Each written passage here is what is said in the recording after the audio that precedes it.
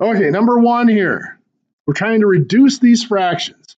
Now remember, we can do the numbers separately. So if I have 36 over 30.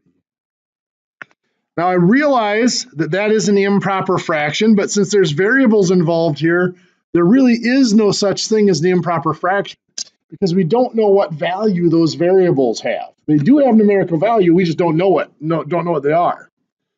So we can't make this into a mixed number. But both 36 and 30 can be divided by what? 6. 36 divided by 6 is 6. 30 divided by 6 is 5. So what that's telling us is in our answer, the numerical part is a 6 on top and a 5 on bottom. So now we need to look at the variables. For each variable, we do each one separately. We have 2 decisions to make. First decision, and let's look at just the x here. The first decision is that variable going to be on top of the fraction in our answer or on bottom of the fraction in our answer? And we decide that by which one has the largest power. So if x to the 5th and x to the 6th, the largest power is x to the 6th. That one's on bottom, so in our answer, x goes on bottom. Now the second thing we need to answer is what power is it going to have? Well, we subtract the powers. 6 minus 5 is 1, so it's x to the 1 or just x. We don't have to write a power of 1. Then we move over to the y to the 8th and y to the 4th. Which one's bigger? Y to the 8th. That's on top, so y goes on top and the numerator of our answer. And then, of course, 8 minus 4 is 4. Z, is it going to go on top or bottom? It goes on bottom. We have z to the 1 and z to the 3rd. 3 is the bigger of the 2 powers, so it's on bottom. Z goes on bottom. What power does z have in our answer? 2. 3 minus 1 does make 2. So that is 6y to the 4th over 5xz squared. Number 2, once again, we have the numbers 27 and 45, and what can both of those be divided by? 9 will work. If you only saw 3, you could divide by 3 and then divide again. 9 will do it all at once. 27 divided by 9, 3, and 45 divided by 9 is 5. So in our answer, again, we have the numerical part of it. It's 3 in the numerator, 5 in the denominator. And now we take each variable separately. A is going to go where? Top and a power of 3. Good. We had a to the 8th and a to the 5th. A to the 8th is the larger one that's on top, so a goes on top. And 8 minus 5 is 3, so a to the 3rd. How about b? B to the 3rd and b to the 3rd are the same. They divide out, cancel out. So b is gone. So that is just 3a to the 3rd over 5.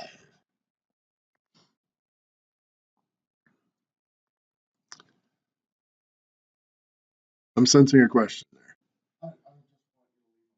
Okay. Okay. So now the next one.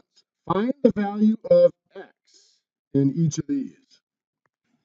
These are proportions. And remember, one of the properties of proportions is the cross products are equal. Cross products, some people call them diagonal products. Either way, what it is simply this. If I multiply the 2 diagonals, so that diagonal has the number 15 and 28 on it. I multiply 15 times 28 is 420. So that's one cross product. The other cross product comes from the other diagonal. Going here, I'm going to put the 35 first because that makes more sense. 35 times, and I'm going to put the 2x minus 7 in parentheses. Those cross products must be equal. This is saying 35 times 2x minus 7 has to equal 420.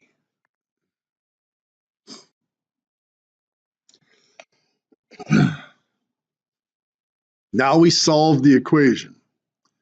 Whenever we see parentheses, it should scream at us, do something here first. So in this set of parentheses, is there anything to combine inside the parentheses? No, 2x minus 7, those both have different names or different place values. They can't be combined. That's just a 2-digit number, really, is all that acts like. So the next question, is there anything that needs to be done to the parentheses? And that is times the 35. So 35 times 2x is 70x. And 35 times negative 7 is a negative 245. Equals 420.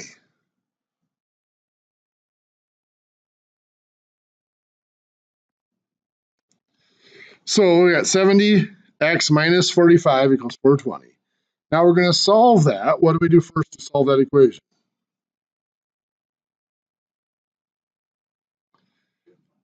Yep, we're trying to find x. X has been multiplied by 70, and then 245 was subtracted.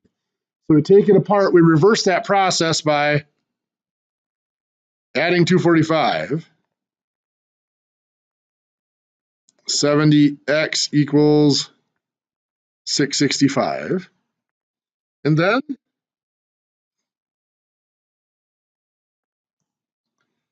divide by 70.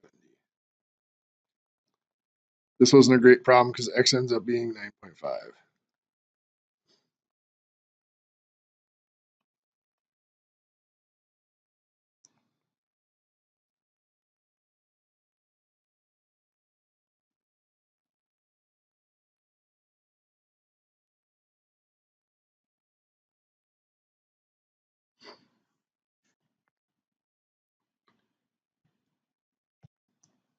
Okay, so on to number 4. Cross products. Well, going this way, we have 21 times 2x plus 12.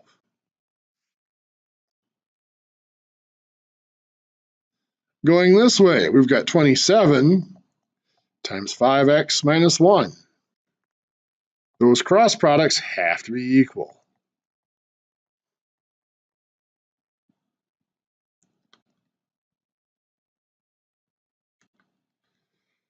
So we're going to simplify. Remember, solving these equations, there's 3 steps. Step 1 is to make sure you combine or simplify everything you can on each side. On the left side, I can multiply 27 times 5x, which is 135x. 27 times negative 1 is a negative 27. That's all I can combine or simplify on the left side. So now I look at the right side. I'm going to do 21 times 2x is 42x. And 21 times 12 is 252.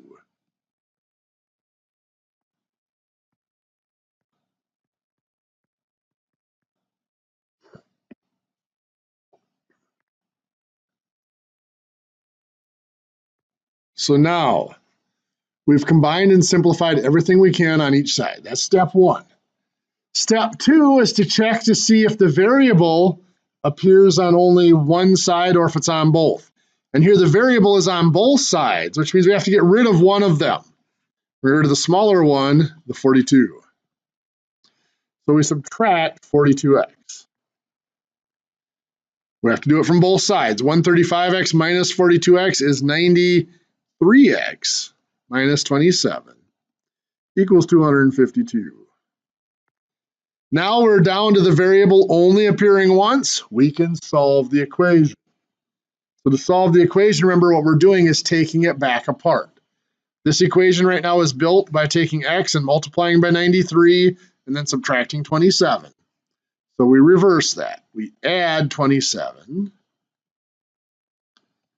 So 93x equals 279.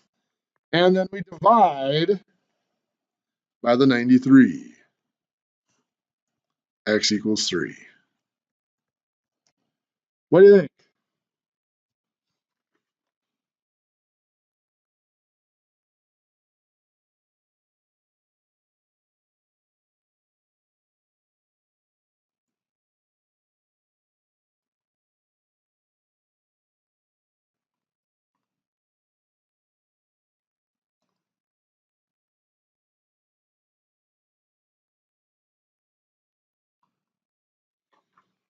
Any questions?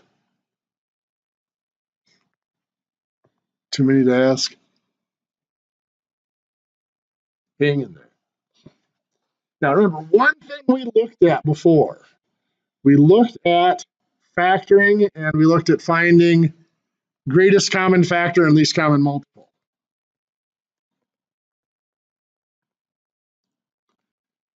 So if we look at factoring for just a second. Factoring, we had something like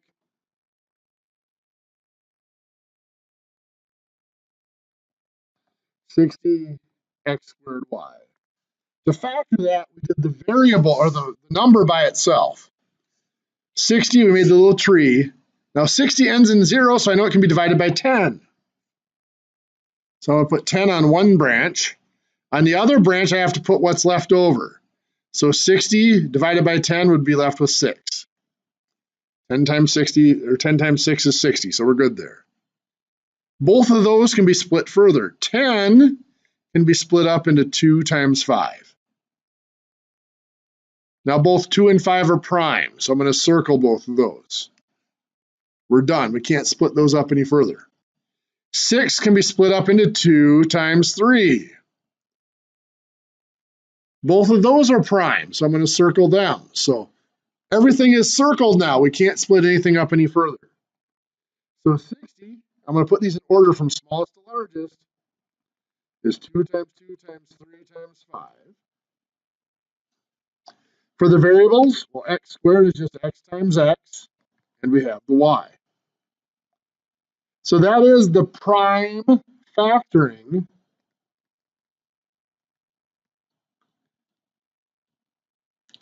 of 60 x squared y. So if you're asked to factor, that's generally what you're being asked to do is prime factor. One of the things we used this prime factoring for was finding a greatest common factor.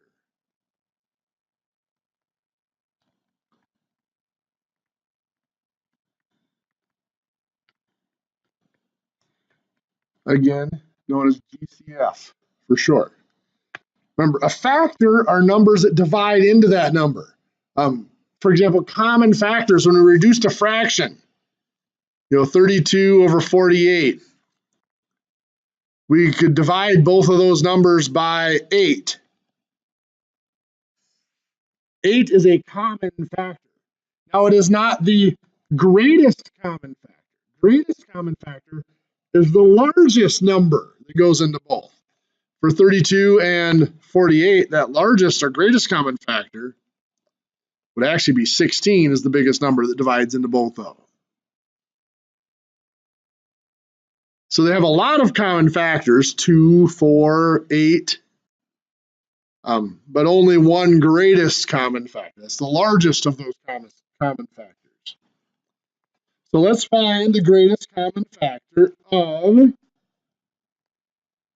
30 x squared y to the third and 42 x to the third y. Remember, the greatest common factor is found by taking the factors that are in common. So 32, if I did that factor tree, would be 2 times 3 times 5. 30 can be split up into 10 and 3. 3 is prime. 10 splits up into 2 times 5. So putting them in order is 2 times 3 times 5. X squared is just x times x.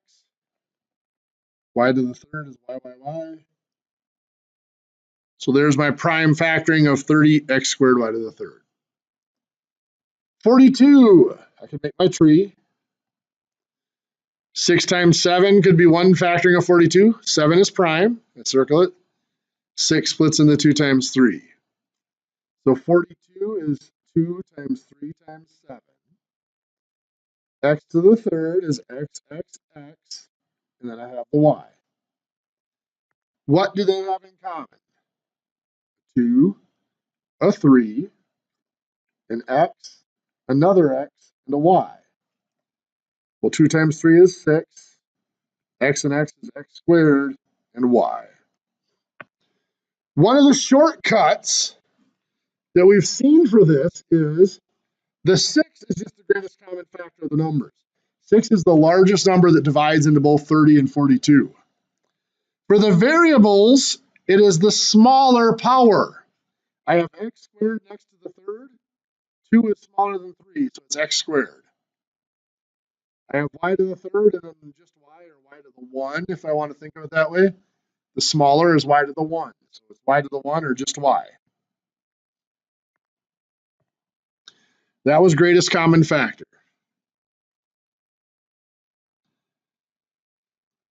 Similar to greatest common factor, kind of the other end of the spectrum is least common multiple. LCM for short. A multiple. If I ask for multiples of 4, well, 4 times 1 is 4. That's one multiple of 4. 4 times 2 is 8. That's another multiple of 4. 4 times 3 is 12. That's another multiple of 4. 4 times 4 is 16. 4 times 5 is 20, and so on. Basically, I'm counting up by 4s, but you can see there are multiples of 4. Least common multiple means the smallest multiple that two numbers share.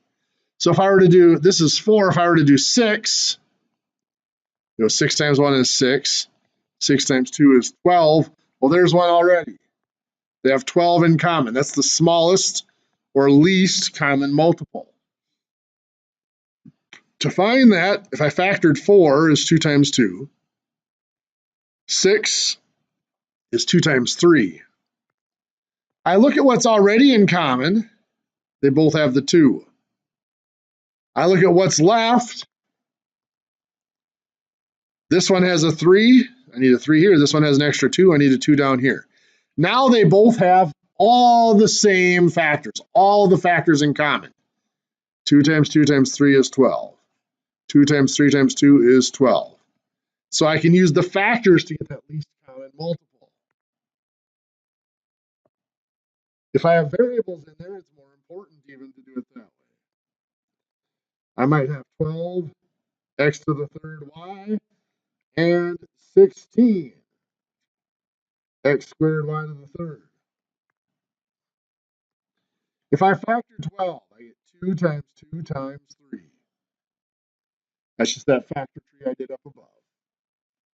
X to the third is x, x, x, and y. If I factor 16, it's 2 times 2 times 2 times 2. X squared is just x times x. And y to the third is y, y, y. I look at what they have in common. We've got 2, another 2, an x, another x, and a y. I look at what's not circled. That tells me what I need. Here I have a 3 and an x. So I need a 3 and an x down here. Here I have a 2, a y, and a y. So I need a 2 times 2 times y times y. If I multiply this back out, 2 times 2 times 3 times 2 times 2 is 48. X to the third, y to the third. Down here, 2 times 2 times 2 times 2 times 3 is also 48, which is good. They better be the same number. X, x, and x make x to the third. Y, y, y makes y to the third. So I can see I get 48 x to the third, y to the third is my least common multiple. There's a shortcut we might be able to see here as well. If we look at the numbers, 12 and 16, 48 is the least common multiple of those numbers. For the variables, when we did greatest common factor, it was the smaller of the two powers, right? Between 2 and 3, 2 was the smaller one. Between 3 and 1, 1 was the smaller one. For multiples, though, instead of factors, it's not the lowest power, it is the highest. We had 3 and 2 on x, the bigger one is the 3. We had 1 and 3 on y, the bigger one is the 3. So we might have 8x to the fifth, y to the fourth, 12x to the third, y to the sixth. What is the greatest common factor for 8 and 12?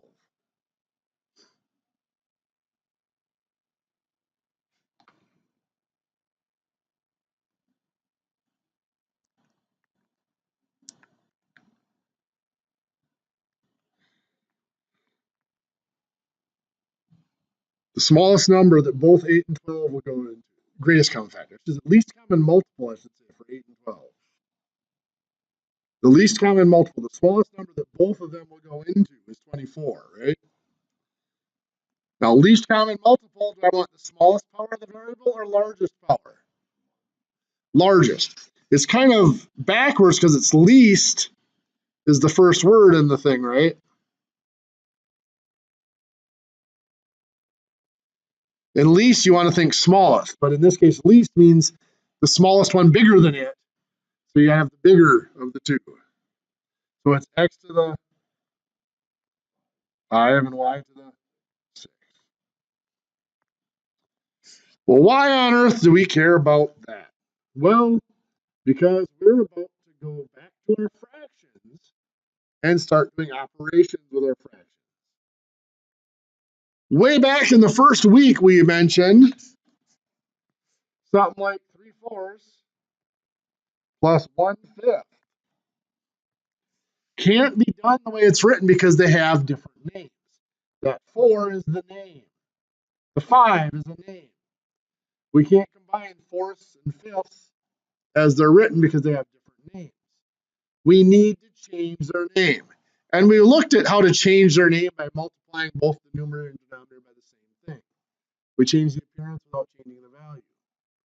The question is, what are we going to change them to? And that's the tough part. We are looking for a least common denominator.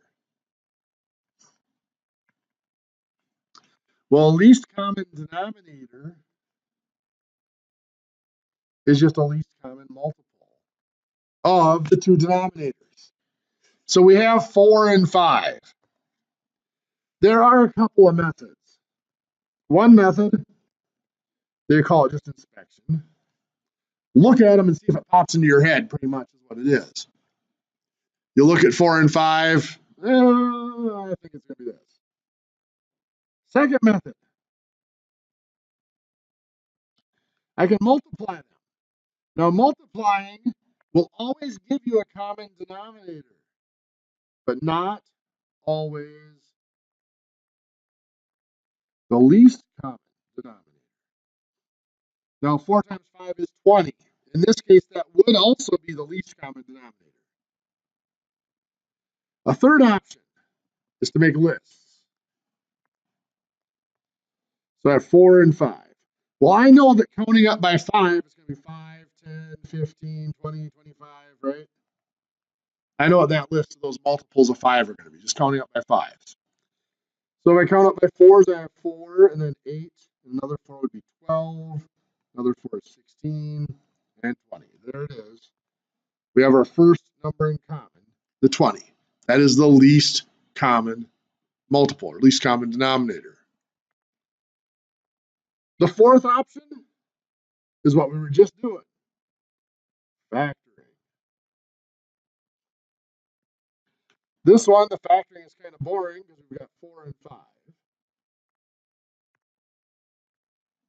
4 factors into 2 times 2, and 5 factors into, well, just 5. It's prime. So if I look at this, there are no common factors. So the top needs a 5, and the bottom needs the 2 2s. Those multiply up to make 20. Same result we've been getting with every other method so far. Right? So I think we've beat this horse to death. The common denominator for 4 and 5 is 20. So I'm going to add 3/4 plus 1/5. I always rate things verticals. That's just how my mind does addition. You don't necessarily, if you want to write them horizontal, you can. My common denominator is going to be 20ths. So I'm going to change both of them to 20ths. Now, if you recall from a couple of weeks ago, I have to look at what do I multiply 4 by to turn it into 20? 4 times 5 makes 20, right? What do I have to do to the 3? I have to do the same thing to the numerator as I did to the denominator. Since I multiplied the denominator by 5, I multiply the numerator by 5. 3 times 5 is 15. So there we have 15 20ths. That is exactly the same value as 3/4. We just gave it a different appearance. We did not change its value. Down here for the 1/5. Again, what do I multiply the 5 by to turn it into a 20? 4. So what do I have to do to the 1? Times 4. 1 times 4 is 4. Now I have 15 20ths and 4 20ths. They have the same name. To add or subtract, we must have that same name. So I can go ahead and add. Now remember, when I add, I combine the counts. 15 plus 4 is 19, and I keep the same name, 20ths.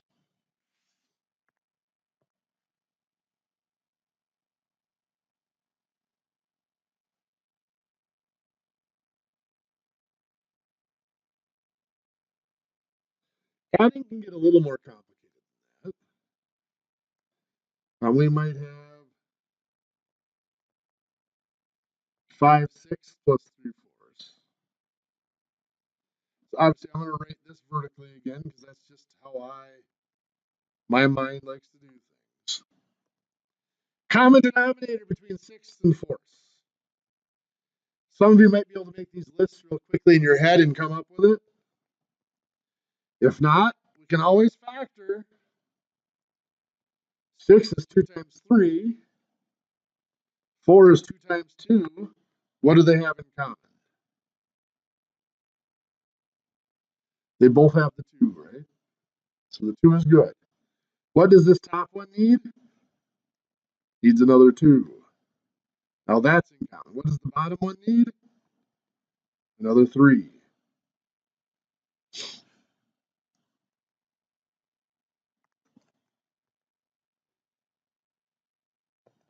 Two times 3 times 2 is 12.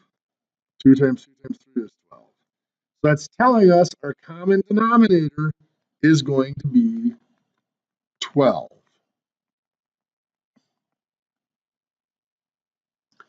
What do we have to do to a 6 to turn it into a 12? Times 2, good. So we have to do the same thing to the 5. 5 times 2 is 10. 10 twelfths is equivalent to 5/6, just looks a little different. What do we do to the 4 to turn it into a 12? Times 3. So we have to take 3 times 3, which is 9. Now, again, 9 twelfths is equivalent to 3/4. We just changed its appearance. We have the same name, 12ths and 12ths. So we combine the counts. 10 plus 9 is 19, and we keep the same name of 12ths. But what do we notice there? That is an improper fraction. Now, there's no variables there. If there were variables, we'd have to leave it that way. But there are no variables, so we can reduce this to a mixed number. 12 goes into 19 how many times? Once. 19 minus 12 is there's 7 left over. 7 twelfths. Now, we've always been taught that we have to find this least common denominator. In this case, it was the 12. But one of the methods I had mentioned at the beginning here was we could just multiply denominators. If we had just multiplied denominators here, 4 times 6 is 24, isn't it? 6 times 4 makes 24, so 5 times 4 makes 20. 4 times 6 makes 24, so 3 times 6 makes 18. We would add 20 plus 18 is 38 24s. And what we would notice at this point is both of those can be divided by 2, giving me 19 twelfths. which is where we ended up here. 19/12 reduces to 1 7/12. So you can see we get to the same answer. We do not have to have the least common denominator. Any common denominator will work. 24 is bigger than the 12, but it's still a common denominator. It worked. We had an extra step here. We had to reduce. So if you can't find that least common denominator, just find any common denominator. It will work. It's just you'll have an extra couple steps when you have to reduce your answer.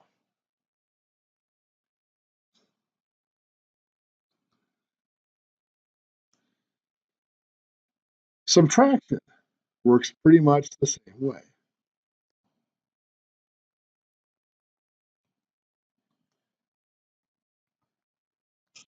So 5/8 minus 2/5. Again, I'm going to go vertical like this. 8 and 5, what is my common denominator going to be?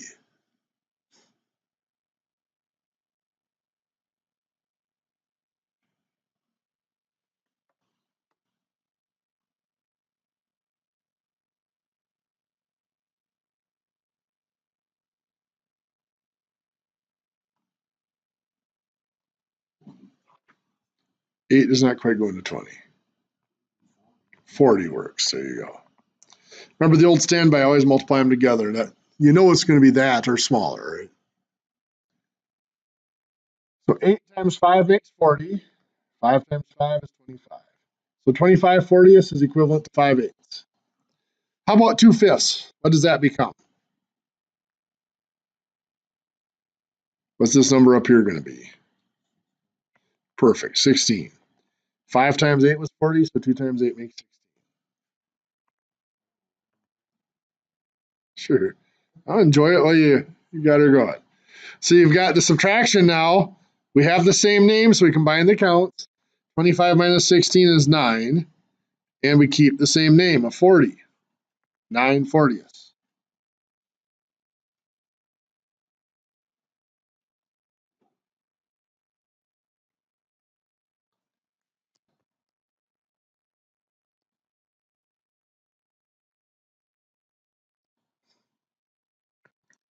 5/6 minus 2/3. What's our common denominator here? 18 would work, but we can also use 6.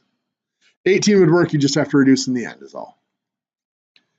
Sometimes one of the denominators is the least common denominator. Here, since 3 goes into 6, we don't have to change the 6. That'll stay 5/6. What do we do to a 3 to turn it into a 6? Times 2. So 2 times 2 makes 4. So we subtract the counts. 5 minus 4 is 1, and we keep the same name of 6. So we get 1/6. If we'd used the 18, it would still work. 6 times 3 makes 18, so 5 times 3 is 15. 3 times 6 is 18, 2 times 6 is 12. You would subtract. 15 minus 12 is 3 over 18. Both of those divide by 3, giving us 1/6. Just have that little extra step of reducing. So it still gets you there.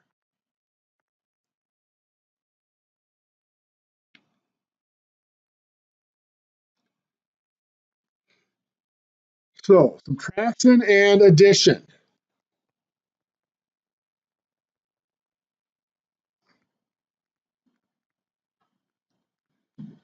The overreaching themes we've seen for the last almost 6 weeks now. When you add or subtract, you need the same name. Whether it's the same place values, combining ones with ones and tens with tens and hundreds with hundreds, or whether it's fractions, having the common denominator to combine them. To combine with addition or subtraction, you must have the same name. And the second part of it, you're going to combine the counts. That, of course, is any calculation you're combining the counts. And you keep the same name. Once you changed them to sixths, the answer stayed 6. Once you have the same name, you keep that same name. So, keeping those rules in mind and what we just did with our adding and subtracting, how would that affect us when we try to do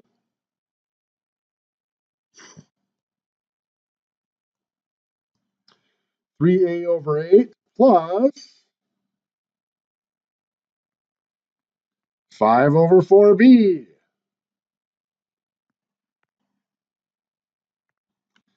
This really is not that much different than what we've been doing. Now this is addition again, so we're going to add. First step is to find the common denominator. 8 is just 2 times 2 times 2. 4b, well 4 is just 2 times 2, and then we have the b. So we look at what do they have in common? They have the 2 2's. What's the top one you need that the bottom one already has?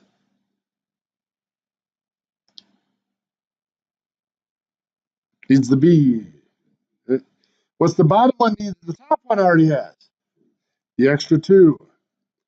So 2 times 2 times 2 is 8, times b is 8b.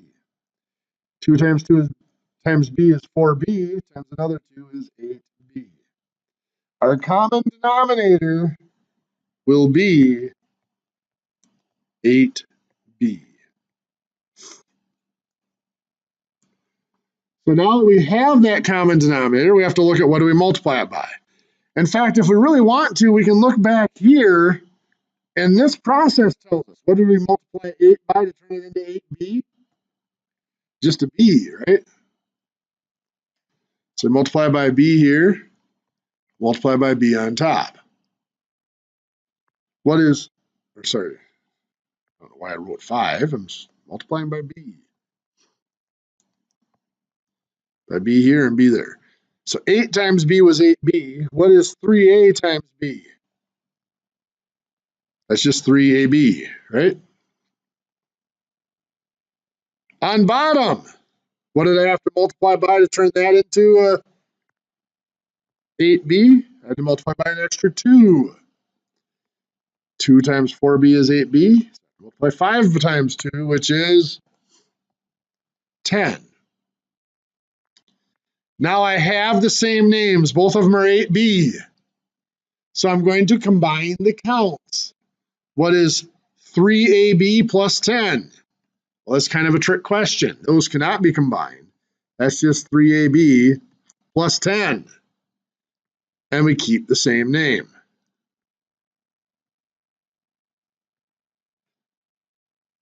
So that really is added. We've combined those. But really all we've done is once we gave them the same name, we put the two numerators together over the same denominator. I cannot combine 3ab plus 10 any further than that. So it just stays 3ab plus 10 all over the 8b.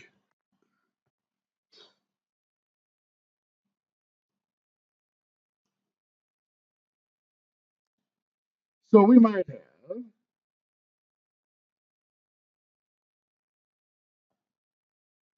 5 over 6x squared plus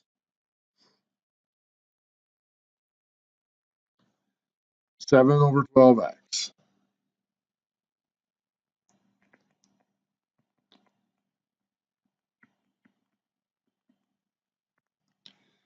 So again, we need to find that common denominator, least common denominator, least common multiple. 6 is 2 times 3. X squared is just x times x. 12, 2 times 2 times 3, and then x. What's in common? 2's and the 3's, and an x.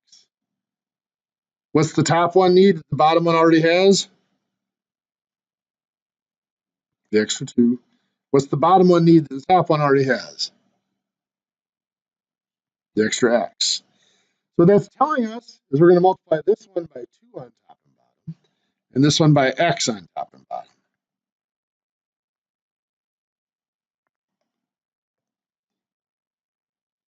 6x squared times 2 is 12x squared. 12x times x is 12x squared. Just double checking to make sure that gives us common denominators, and it does. 5 times 2 is 10. 7 times x is 7x. Now we are adding. We have the same name. So we're going to combine the counts. What is 10 plus 7x? Well, it's just 10 plus 7x. Or if you wanted to write it as 7x plus 10, that is fine as well. Over the common denominator, the same name of 12x squared. That's really all we can do for adding fractions. Get the same name and then put the numerators together over that common denominator. Subtracting is the same way. We might have 5p over 4m squared minus 2. I gotta make this minus 7 over 6m.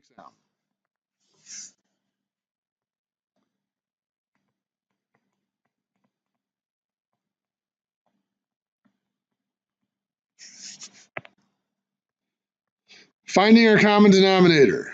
Well, for 4 and 6, what would it be? Well, 4 times 6 is 24. So we know 24 would work. Is there a smaller one? 12. So 12 is the numerical part of the common denominator. Now remember, for least common multiples, for the variables, it is the larger of the powers. So I have m squared and I have m, you can think of that as m to the 1, which is the larger power. M squared. So my common denominator is just 12m squared. So you can see we can do that without having to factor them out if we want to. So now the 4, we have to turn the 4 into a 12. That would be times 3. M squared into m squared, there's nothing we have to do to change that. It's already an m squared. So 5p times 3 is 15p. Down here, we have to turn the 6 into a 12. So 6 times 2 to make 12. We have to turn m into an m squared, so that's going to be times m. So we're multiplying by 2m. So we have to do the 7 times 2m. 7 times 2m is 14m. And now we are subtracting here. So 15p minus 14m is just 15p minus 14m all over that common denominator of 12m squared. What do you think? Better than a sharp stick in the eye? Decisions.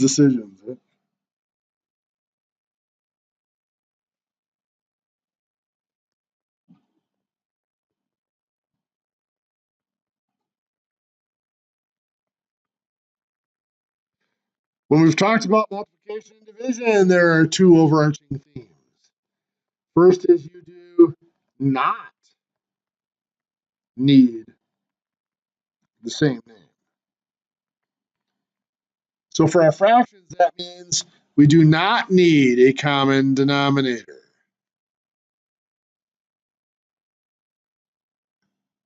So that means we do not have to change the names of our fractions to multiply or divide. Just like when we had, feet times pounds. It's okay, there were different names. We can multiply them. Second, as always, we combine the counts. The difference is we also combine the names.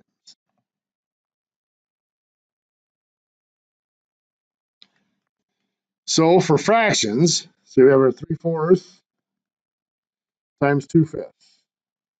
They do not have the same name, and it does not matter. Combining the counts is just going to be 3 times 2 makes 6. Combining the names is going to be 4 times 5 makes 20. Now, of course, we look at 6 over 20. What can happen to both of those?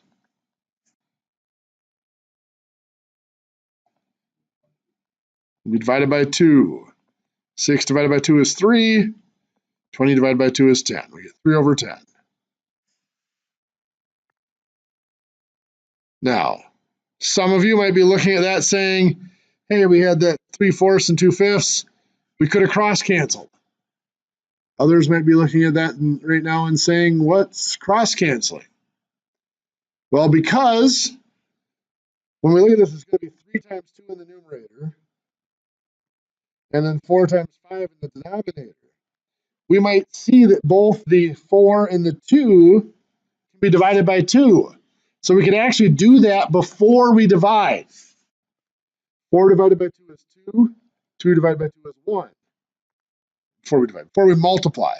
So now when we multiply, we do have 3 times 1 is 3. 2 times 5 is 10. We reduced before we multiplied it. Now, in a problem like this one, it's about the same amount of effort either way. But there are some examples where it might be a lot easier to do that reducing. It's called cross-canceling. Some textbooks call it cross-multiplying, but we've seen other processes called cross-multiplying, so I try not to call it that. Or cross-canceling. Let's say we have 24 25ths times 35 36. You could go ahead and just multiply this out. Multiplying the counts, 24 times 35 is 840. And multiply the names, 25 times 36 is 900. That does reduce. If you happen to see that they both divide by 60, you can divide by 60, you get 14/15. Most of the time, you'd see the end in 0, so you divide by 10 first, and then maybe by a 2 and a 3. But you would get there. Or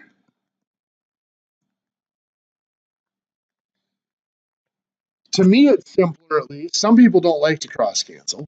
But to me, at least, it is simpler to look at this and say, hey, 24 and 36 both divide by 12. 24 divided by 12 is 2. 36 divided by 12 is 3. 25 and 35 both divide by 5. 35 divided by 5 is 7. 25 divided by 5 is 5. 2 times 7 is 14. 5 times 3 is 15. I got my reduced answer without having to work with the big numbers.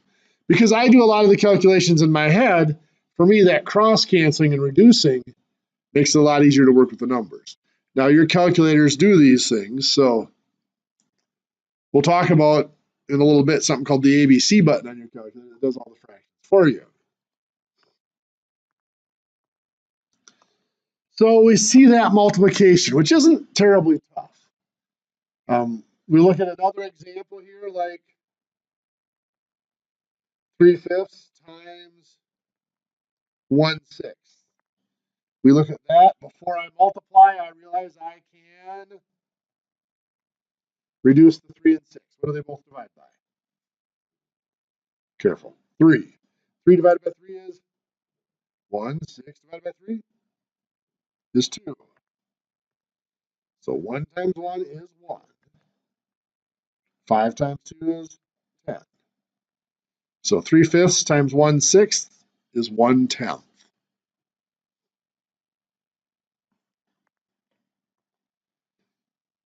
Division. If you remember back when we did whole numbers on the second and third day, when we did division, that long division process I showed you was that organized method of repeated subtraction. You remember how different that looked from what we were taught when we did long division? But it really was the whole process We've just always been taught shortcuts. Well, the same is true with fractions. We've been taught a lot of shortcuts. And division is the one operation throughout all the different forms of numbers that really seems to have been altered and changed the most.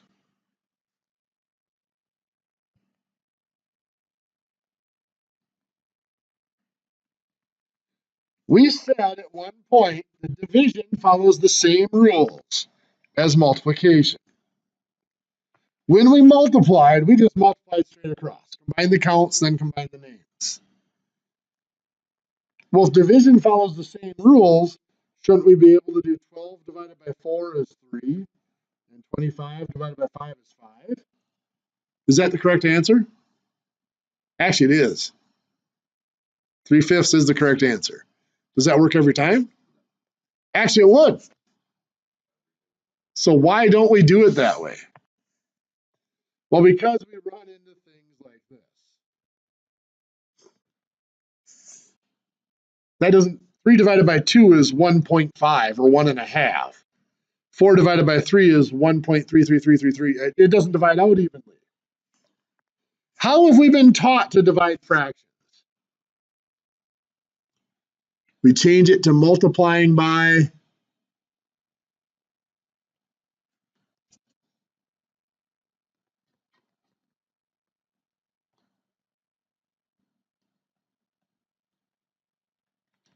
reciprocal. Yeah.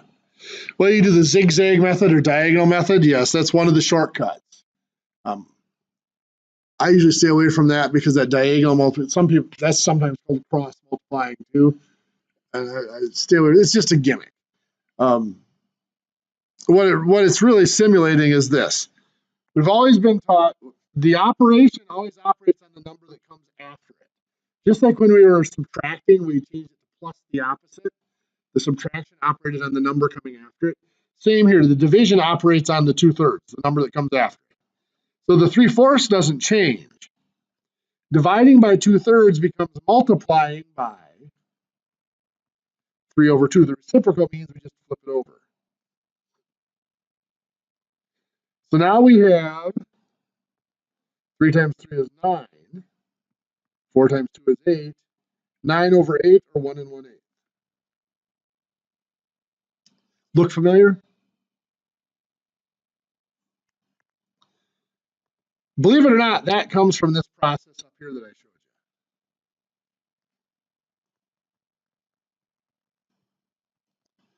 Let me show you how. Now, you don't need to write this down because I'm never going to ask you to repeat this. But it's sometimes nice to see where operations come from.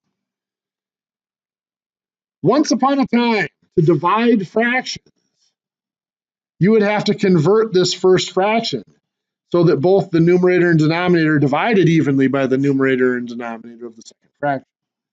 The way we made that happen was we took that second fraction. Is this fraction reduced as far as we can reduce it? Yeah. 2/3, there's nothing we can reduce. So we take the numerator times the denominator. Oops, I skipped ahead. 2 times 3, which gives us what? 6. We would then use this 6 to rename this first fraction. So what they would do is they would take that 3/4 and they would rename it, multiplying both the numerator and denominator by 6. What's 3 times 6? 18, right? 4 times 6? 24. Now we can divide by the 2/3. What's 18 divided by 2? 9. What's 24 divided by 3? 8, 9/8, or 1 1/8. Exactly what we got here. Okay. Well, how on earth did we go from doing this to multiplying by the reciprocal? Well, it's not as big of a leap as you might think. Once upon a time, somebody was looking at this problem and said, hey, we're going to take 3/4, we're going to multiply by 6/6, then we're going to divide by the 2/3. Now I should clarify, back in the day, there was no television, there were no video games, there were no cell phones. People had a lot more spare time. What did they do for entertainment and to fill their spare time? They worked on obscure little things like this. That's why, in the 7, 6, 7, 800s, there was such a huge advancement in mathematics and science. What else did they have to do? And there were actually people that got very lavish lifestyles from rulers because the rulers would take them in and have them sit around all day and try to think of stuff like this. Because, then rather than fighting their neighbors with their military, they would actually fight their neighbors with knowledge. Rather than saying, hey, my military can beat up your military and take your stuff, they'd say, my country knows stuff that your country doesn't. Ha ha, So anyway, they noticed one day looking at this, saying, hey, you know what? If we fudge with our order of operations just a little bit, and I do this division first, 6 divided by 2 is 3. 6 divided by 3 is 2. What I get there is always going to be this second number just flipped over. So they gave it that name of reciprocal, which means just flip it over, exchange the numerator and denominator. And then all that's left is to multiply that first number by that result to get 9/8 or 1 1/8. So that's where that whole process of multiplying by reciprocal came from. It is just a shortcut of this longer process I showed you up here with pretty much all the steps taken out. They know that eventually you're going to get to multiplying by that reciprocal, so rather than going through all the steps, they just jump to it. Now, some would be tempted to call that sloppy math, and it kind of is, because you're skipping a lot of steps. You're just doing the action rather than actually seeing the purpose behind it. But remember, I've said several times math is about patterns, and all that is somebody recognized a pattern that happened every time, so they said, hey, let's use this pattern to skip steps. You see me up in front of the class doing some pretty big calculations all the time in my head without the calculator. That's because I see a lot of those patterns. I've done this a few times. I see some of those patterns, so I can skip a lot of the steps in the calculation and just get to the answer. So with that all in mind, let's look at some of our division. We might have 2/5 divided by 5/8.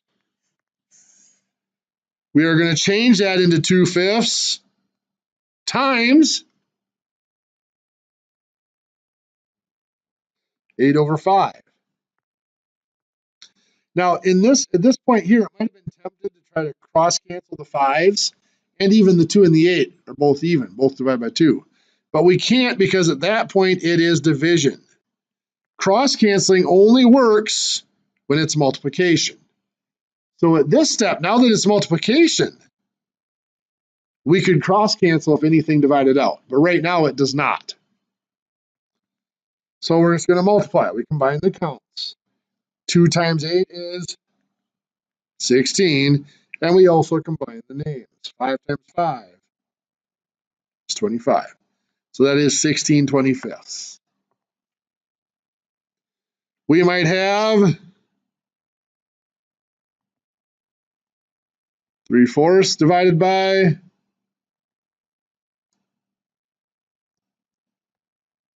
make this a little nicer on myself. 5/6. Again, the first number, the first fraction never changes. The operation always operates on the number that comes after it. So 3/4 divided by 5/6 is going to become 3/4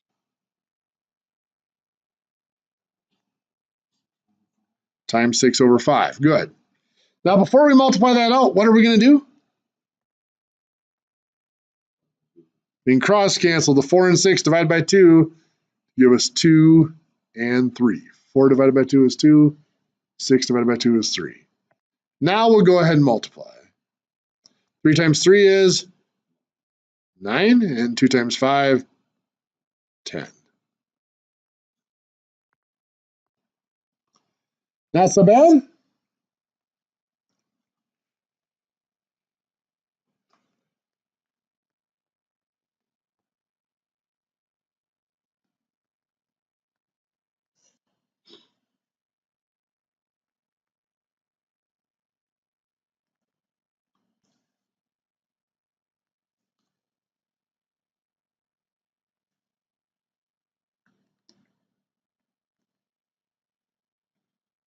Now let's do it.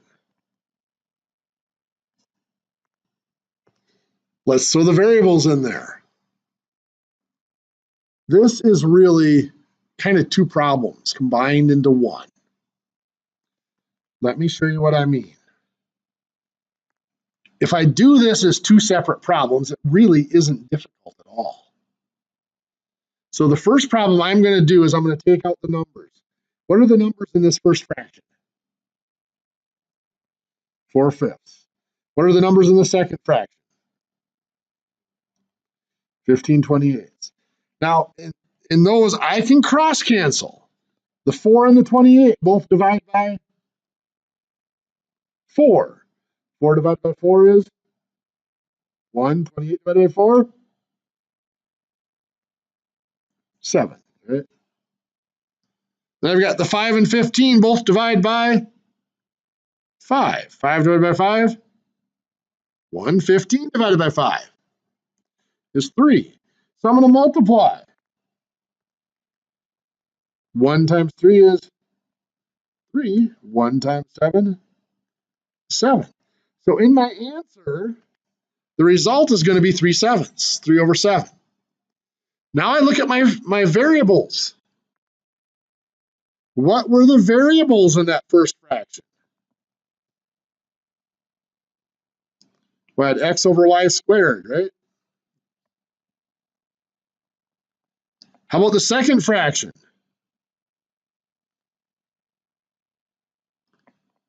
Y to the third over x to the third.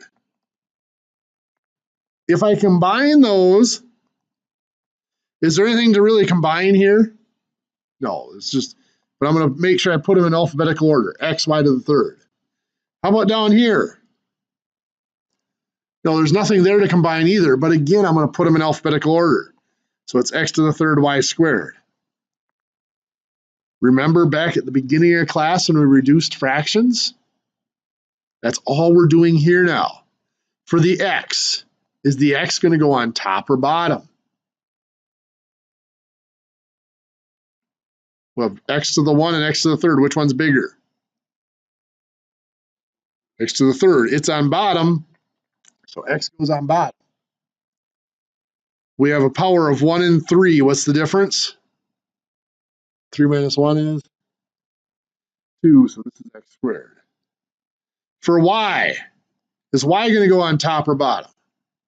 Top. We've got 3 and 2. 3 is the bigger power, so that's on top. Y goes on top. It's going to have a power of 3 minus 2 is 1. So y to the 1 or just y. That's it. 3y over 7x squared. We might have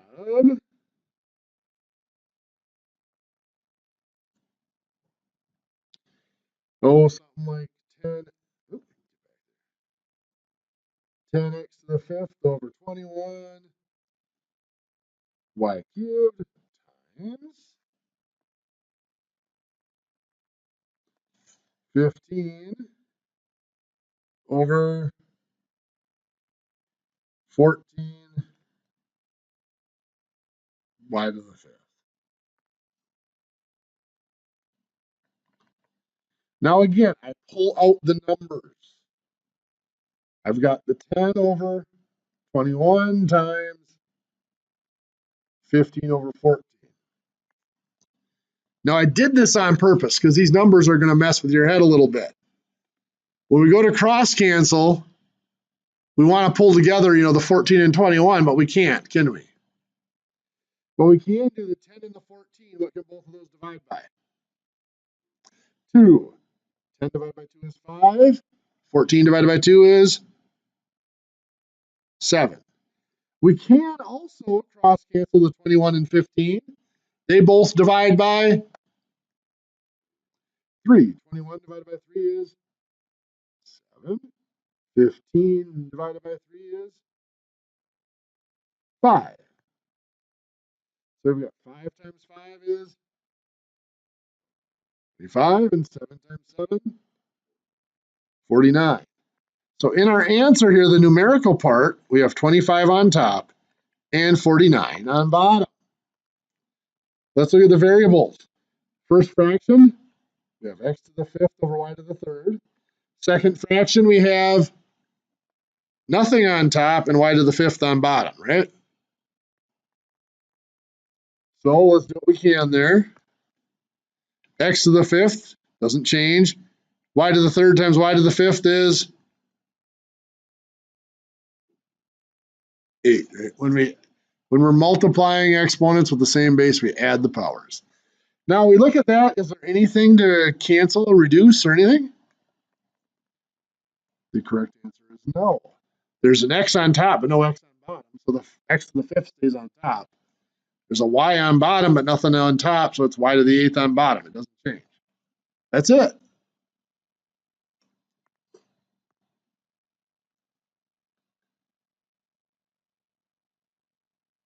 Division.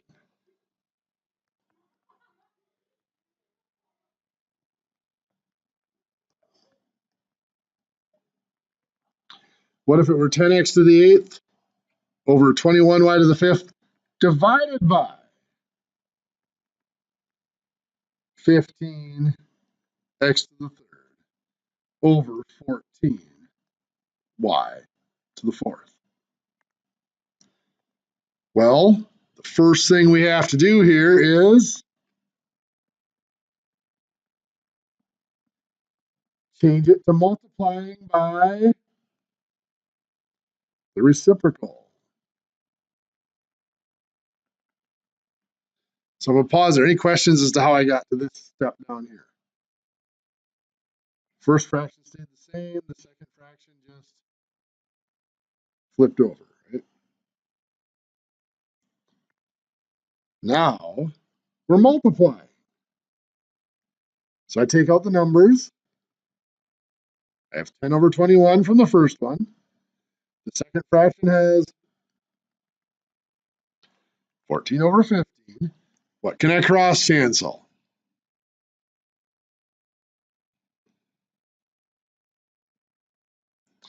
Ten and 15 can both divide by, careful, 5, right? Gives us 2 and 3. And 21 and 14 both divide by 7. Gives us 3 and 2. 2 times 2 is 4. 3 times 3 is 9. So in our answer, the numerical part is 4 over 9. For the variables, got x to the 8th over y to the 5th. Here we got y to the 4th over x to the 3rd. If we combine those together on top, we just have x to the 8th, y to the 4th. Nothing to really combine there. On bottom, y to the 5th and x to the 3rd. Again, nothing to combine. I'm just going to put them in alphabetical order, so the x's are first. So x to the 3rd, y to the 5th. So then we're just reducing. In our answer, where does x go, top or bottom? Top, because x to the 8th is bigger than x to the 3rd. What power is it going to have? You got it. 8 minus 3 is 5. Where's the y going to go, top or bottom? Bottom. 5 is bigger than 4, so the bigger power is on bottom, y goes on bottom. It's going to have a power of just y. 5 minus 4 is 1, so y to the 1 or just y.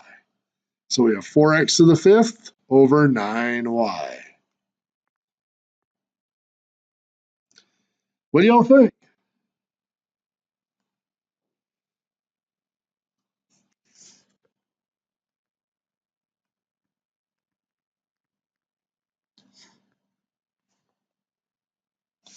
There is a new quiz. The quiz is off the material from last week, Wednesday and Thursday. It is due tomorrow, Tuesday at 11:59 p.m. There'll be a new homework that'll be due for Wednesday. Now remember, Unit 2 test is coming up. That will be next week, Thursday. See you about a week and a half.